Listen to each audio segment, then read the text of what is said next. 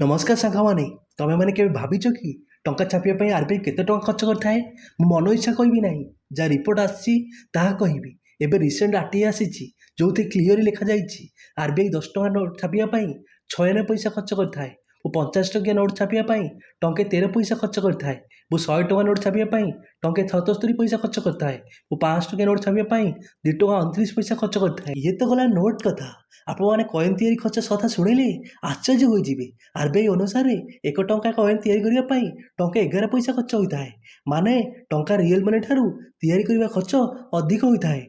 5 टଙ୍କା coin तैयारी करने 3 टଙ୍କା 69 पैसा खर्च होता है एवं 10 टଙ୍କା कॉइन तैयारी करने 5 टଙ୍କା 54 पैसा खर्च होता है। एबे आपण मन में क्वेश्चन आसथिबो जदि कॉइन तैयारी करने एते टଙ୍କା खर्च होता है ताले आरबीआई खाली नोट छपनी कहीं या पछरे भी किसी कारण अच्छी लाइफ स्पेन। कारण जदि कॉइन थरे तैयारी हेबो या 100 वर्ष पर्यंत चली थाए या नष्ट हो न थाए किंतु नोट को किछि वर्ष व्यवहार करने द्वारा या नष्ट हो जाए।